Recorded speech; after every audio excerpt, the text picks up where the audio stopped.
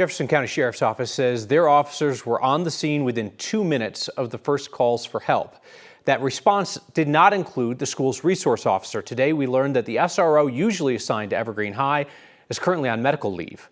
The night before the shooting, there was a PTA meeting where parents expressed concern about the lack of a full-time SRO. Our Mark Salinger joins us after speaking with the parent who led that meeting. Mark? Yeah, Kyle, it's crucial to note that we don't know if having an SRO here at Evergreen High School could have prevented what happened here on Wednesday. But today, like you mentioned, we found out that SROs are shared amongst schools here in Jefferson County and here in areas like Evergreen. And at Evergreen High School, the night before this shooting, there was a meeting here discussing just that topic. I woke up this morning and was like, when I was opening my eyes, please let this just happen a nightmare. As Cindy Majeka comes to terms with what happened at her daughter's school this week, she thinks back to the Parent-Teacher-Student Association meeting on Tuesday night. A mom sitting next to me said directly to Dr. Artis, why does Evergreen High School not have an SRO? Another parent asked, what if there's a shooting? Cindy is the PTSA president at Evergreen High School. The meeting minutes published on the PTSA's website show the school principal responded to the parents' questions about SROs. Principal Artis said the mountain schools have been deprioritized and resources are shared. She said we were deprioritized because we were a small mountain town with less crime than the schools down the hill with SROs. I don't think a lot of parents know about this.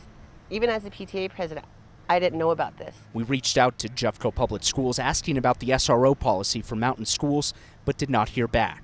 On Thursday, the Sheriff's Office provided some clarity. Evergreen High School used to have a full-time SRO. That SRO is on medical leave right now, so it's a shared duty. The Sheriff's Office says the SRO stationed at the school earlier that morning rotates between other schools. A couple hours before the shooting, they were dispatched to help with a car crash nearby. The SRO that was sharing responsibility of Evergreen High School is allowed to come and go. He can go to lunch.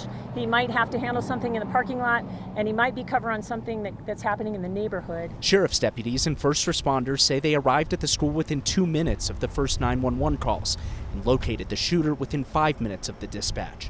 We have no idea if having a school resource officer at the school on Wednesday would have prevented what happened. The people that were at the meeting were texting me, we just talked about this last night.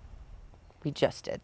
And it was eerie and almost as if, did we jinx this? A meeting where the worst case scenario was brought up the night before it became a reality. We still will ask to protect our students. It doesn't matter if you live down the hill or up here. Everybody needs to be protected. All of our kids need to be protected. According to those meeting minutes from the PTSA website, it shows that the principal here at Evergreen High School recommended that the PTA members go to the Jeffco Board of Education and advocate for a full-time SRO at the next Board of Education meeting. The PTSA president, Cindy, there tells me that they still plan to do that, Kyle. And Mark, as you alluded to right off the top, I mean, we should just come right out and say that in Colorado's sad history of school shootings, we have seen instances where SROs were crucial in stopping shooters. We have seen other instances in which it honestly did not matter at all because it happens so quickly or it happens at another part of a large campus. But it all does fall into how families feel safe around schools. Mark Salinger, thank you so much.